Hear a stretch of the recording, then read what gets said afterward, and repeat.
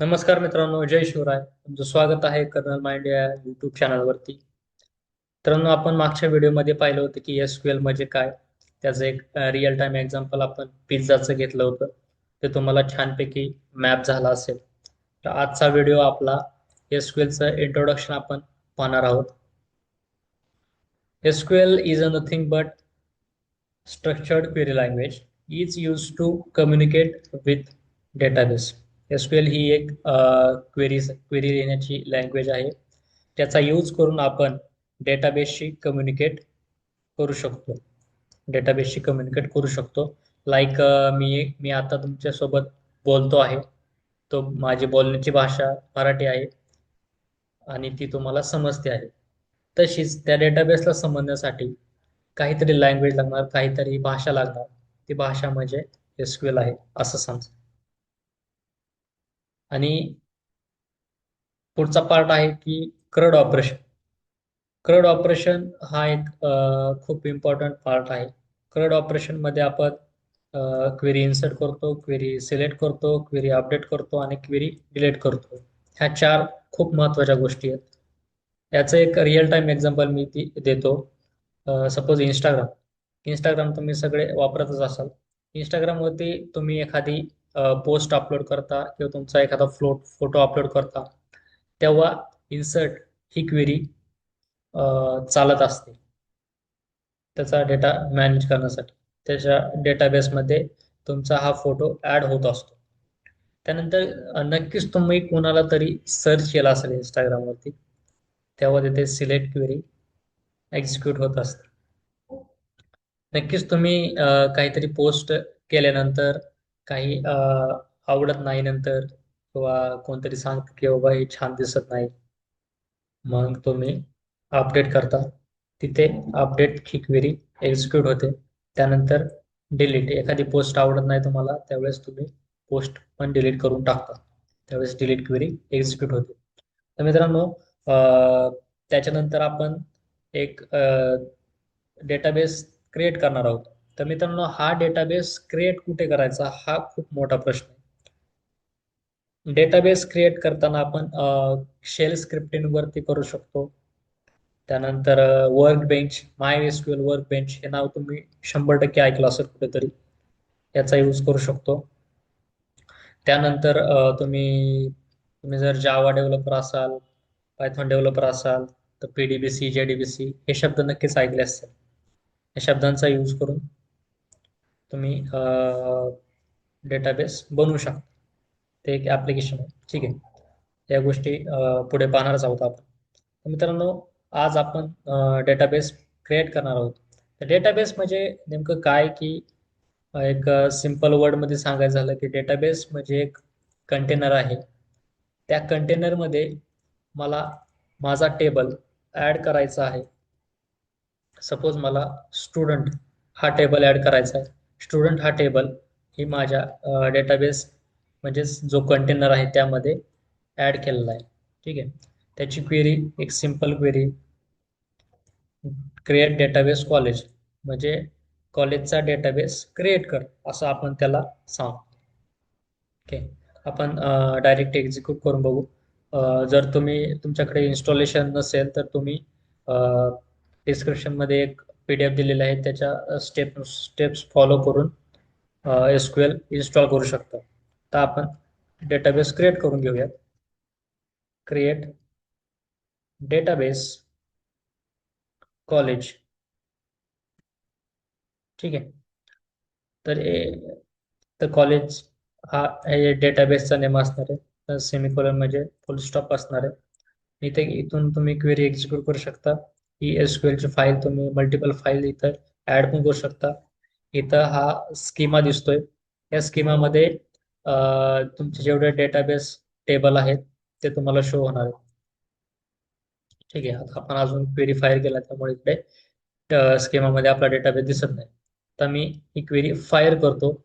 खाली तुम्हाला दिसत असेल क्रिएट डेटाबेस कॉलेज. इथं अजून दिसत नाही. आपण रिफ्रेश करून पाहूयात. इथे आपला डेटाबेस शो होतो, किंवा आपण रीड करू शकतो. त्याच्यानंतर आता हा डेटाबेस क्रिएट केला. मला ह्या डेटाबेस यूज करायचा आहे, हा डेटाबेस वापरायचा आहे, तर त्यासाठी एक सिंपल क्वेरी आहे, यूज कॉलेज. आता तुम्ही म्हणाल की यूज कॉलेज हे त्याला कसं कळणार? कारण यूज हा फक्त डेटाबेसच करणार असतो आपण, त्याच्यामुळे ते समजून घेतो की कॉलेज हा डेटाबेस यूज करायचा. ठीक आहे. आता आपण ही क्वेरी फायर करू. ही क्वेरी पण फायर झाली आणि इथं बघू शकता तुम्ही आपला डेटाबेस हा कॉलेज या डेटाबेसवरती स्विच झालेला आहे, हायलाइट झालेला आहे, पाहू शकता. पुढचा एक महत्त्वाचा पार्ट म्हणजे ड्रॉप डेटाबेस. जेव्हा आपल्याला त्या डेटाबेसची गरज नसते तेव्हा आपण तो डेटाबेस टर्मिनेट पण करू शकतो. त्याच्यासाठी एक सिंपल कमांड आहे, ड्रॉप डेटाबेस आणि त्या डेटाबेसचं नाव. आता समजा मी वरती क्रिएट केलेला डेटाबेस परत डिलीट करतोय. इथे तुम्ही पाहू शकता डेटाबेस डिलीट झालाय. आपल्याला आता त्याचा यूज करायचा आहे, त्यामुळे मी तो परत क्रिएट करतो आणि परत त्याला यूजची कमांड देतो, जेणेकरून तो हायलाइटमध्ये आपल्या यूजमध्ये येईल. त्यानंतर पुढचा इथे तुम्हाला सांगितलंय स्विच टू डेटाबेस. ओके. आता आपण डेटाबेस क्रिएट केला, त्या डेटाबेसला आपल्याला क्वेरी द्यायची आहे. ती क्वेरी की मला टेबल बनवायचं आहे. आपण काहीतरी टेबल बनवत असतो. तर इथे मी रोल नंबर असेल, नेम असेल, मार्क्स असेल आणि इथे तुमचे इन्फॉर्मेशन ऍड करायचं. इथं बघू शकता तुम्ही एक सिंपल एक टेबल दिसतोय तुम्हाला. त्यामध्ये रोल नंबर, नेम, मार्क्स असं टेबल ऍड केलेलं आहे. तर आपण असाच एक सिंपल टेबल तयार करून घेऊ. Create create table student. Okay. Create table student. मी याचा आपण रेफरन्स घेऊ शकता कशा पद्धतीने चालतंय ते. तर मी आता इथं रोल नंबर घेणार आहे. त्यासाठी इंटिजर हा माझा डेटा टाईप असणार आहे. सॉरी, थोडंसं चुकलं. इंटिजर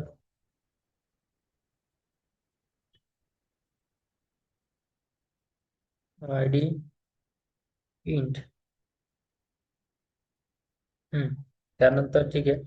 हा सिंटॅक्स आहे. हा सिंटॅक्स तुम्हाला समजला की तुम्ही क्वेरी ऑटोमॅटिक लिहू शकता.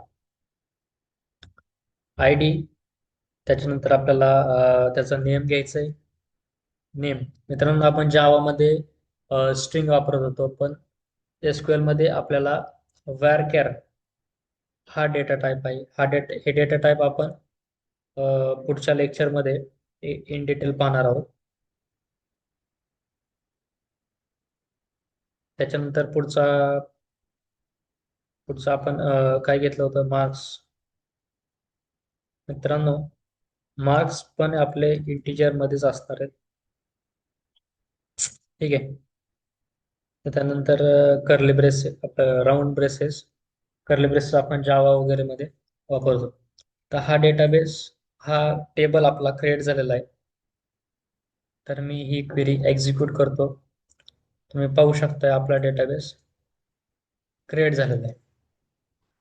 मित्रांनो, ही ज्या क्वेरीज आहेत, ज्या अ, ज्या ज्या आपण टेबलसाठी यूज केल्या, त्याने तर टेबल तर बनला. तर आपण इथे एक टेबल सर्च करू किंवा आपला टेबल कसा दिसतोय. Show show tables. Okay.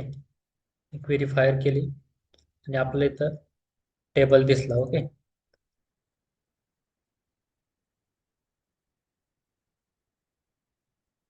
Show tables. Okay. आपला स्टुडंट नावाचा टेबल क्रिएट झालेला आहे. ठीक आहे. ओके. तर मित्रांनो, यामध्ये आणखीन एक महत्वाची गोष्ट की आपण जी क्वेरी ते रन केली, क्वेरी ऍड केली, त्यानंतर आपल्याला पुढचा पार्ट म्हणजे या डेटाबेसमध्ये आपला या टेबलमध्ये आपल्याला काही डेटा इन्सर्ट करायचा आहे. ठीक आहे. तर हा काही डेटा इन्सर्ट करण्यासाठी आपल्याला काही त्याला व्हॅल्यूज द्यायला लागतात, काही त्याला कमांड द्यायला लागतात. त्या कमांड एकदम सिंपल वेमध्ये आपण समजून घेऊयात. ठीक आहे. आता मी त्याला कमांड देतो की इन्सर्ट, त्या टेबलमध्ये इन्सर्ट कर. ते तुम्ही पाहू शकताय, इन्सर्ट इनटू स्टुडंट. ओके, हे आपण लिहून घेऊ. इन्सर्ट इनटू स्टुडंट या टेबलमध्ये इथं स्टुडंट जो, एक मिनिट, स्टुडंट हा जो नावाचा टेबल आहे, स्टुडंट, यामध्ये इन्सर्ट करायचं. काय इन्सर्ट करायचंय? त्याच्या व्हॅल्यूज द्यायच्या. ठीक आहे. त्याच्या व्हॅल्यूज द्यायच्या. व्हॅल्यूज पण तिथे त्याचा सिंटॅक्स व्यवस्थित पाहून घ्यायची गरज आहे. तर रोल नंबर, त्यानंतर नेम आणि मार्क्स. रोल नंबर आणि मार्क्स हे आपल्या इंटिजर मध्ये आहे. नेम हा varchar मध्ये आहे. तर त्या पद्धतीने आपण करू शकतो. वन, त्याचा रोल नंबर दिला 1. त्याचं नाव सपोज दिलं श्रीकांत. आणि पुढचा पार्ट, सपोज त्याला मार्क्स आहेत 87. 87. ठीक आहे.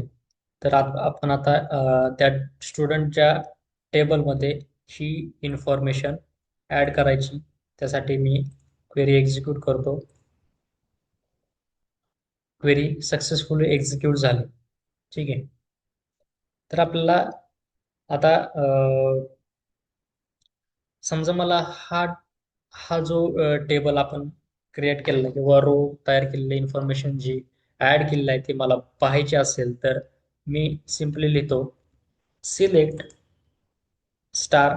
स्टार किंवा तुम्ही त्याचे जे आपण आय डी किंवा मार्क्स हे जे दिले ते तिथे लिहू शकता. आय डी, त्यानंतर नेम दिलं होतं, त्यानंतर मार्क्स. फ्रॉम कोणत्या टेबलमधून? स्टुडंट या टेबलमधून. ही जी क्वेरी तुम्ही फायर केली तर तुम्हाला टेबल पूर्ण दिसून जाईल. ठीक आहे. तर तुम्ही पाहू शकता की तुमचा टेबल क्रिएट झालेला आहे आणि त्यामध्ये डेटा ऍड झालेला आहे. ठीक आहे. तर मित्रांनो, याच्या पुढच्या पार्टमध्ये आपण पाहणार आहोत की या ज्या क्वेरी फायर होतात त्या इंटरनली कशा वर्क होतात, त्या इंटरनली कसं काम करतात, हे आपण पाहणार आहोत. तर आजचा व्हिडिओ आपण इथेच थांबवतोय.